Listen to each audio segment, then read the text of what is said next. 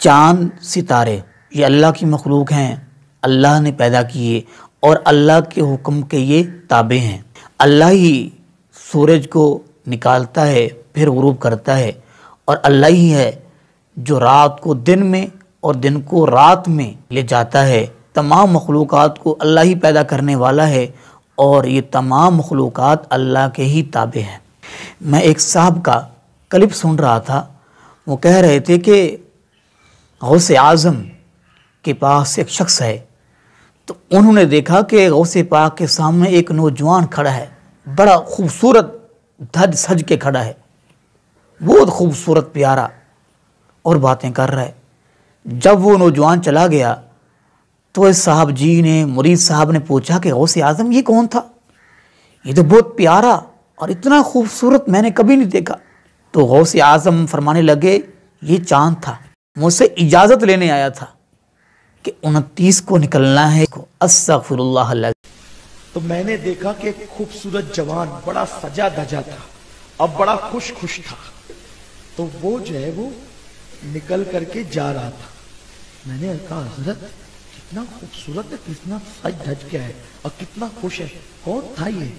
غوث پاک مسکرا کے کہتے ہیں وہ عید کا چاند تھا، وہ کوئی انسان نہیں تھا، وہ کون تھا؟ عید کا چاند تھا، اور مجھ سے اجازت لینے آیا تھا حضرت 29 کو نکلنا ہے کہ 30 کو نکلنا ہے۔ سچ کہا ہے اللہ رب العالمین نے کہ ان لوگوں نے، ان ظالموں نے اللہ کی قدر نہیں کی جیسا کہ اللہ کی قدر کرنے کا حق تھا۔ اللہ رب العالمین قرآن پاک میں ارشاد فرماتے ہیں ان ربکم اللہ الذی خلق السماوات والارض فی ستۃ ایام ثم استوى علی العرش یغشی اللیل والنہار یطلبہ حثیثا والشمس والقمر والنجوم مسخرات بامرہ الا لہ الخلق والامر تبارک اللہ رب العالمین۔ بے شک تمہارا رب اللہ ہی ہے جس نے 7 دنوں میں زمین و آسمان کو پیدا فرمایا، وہ رات کو دن میں ایسے چھپاتا ہے اور وہ رات اس دن کو جلدی آ لیتی ہے، اور سورج چاند ستارے پیدا فرمائے کہ یہ سب اللہ کے حکم کے تابع ہیں۔ جیلانی صاحب کی بات نہیں ہو رہی، اللہ نے پیدا کیے اور اللہ کے ہی تابع ہیں، قرآن کی بات مانے۔ پیارے بھائیو، قرآن کہہ رہا ہے، میں تو نہیں کہہ رہا اپنے پاس سے۔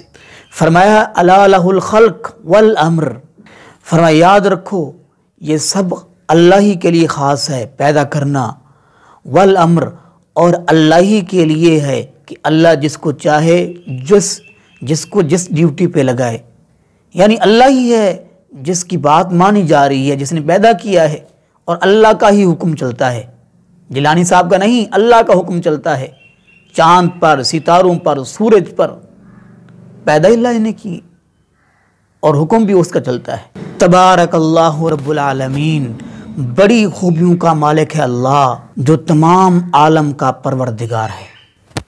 اب قرآن پاک سن لیا، قرآن کہہ رہا ہے کہ اللہ رب العالمین نے ہی سورج، چاند، ستارے پیدا فرمائے، آسمان زمین پیدا فرمائے، اور اللہ کا ہی ان پر حکم چلتا ہے، اور یہ اللہ کے سامنے محتاج ہیں اور یہ اللہ کی بات مانتے ہیں، ان پر اللہ کا آرڈر چلتا ہے، کسی بندے کا نہیں۔ جیلانی صاحب نہیں تھے، جیلانی صاحب سے پہلے یہ سورج، یہ چاند، یہ کیسے اجازت لیتے اور پھر نکلتے؟ یہ قیامت کی نشانی نہیں ہے؟ اللہ کے حبیب نے فرمایا کہ قیامت قریب ایسے لوگ جہل ہوں گے، خود بھی جہل ہوں گے اور لوگوں کو بھی گمراہ کریں گے، خود بھی گمراہ ہوں گے۔ ایسے ہی ہو رہا ہے، یہ تمام جو اللہ کی مخلوق ہے، فرمایا یہ اللہ کے حکم کے تابع ہیں۔ تو اللہ رب العالمین ہم سب کو دین کی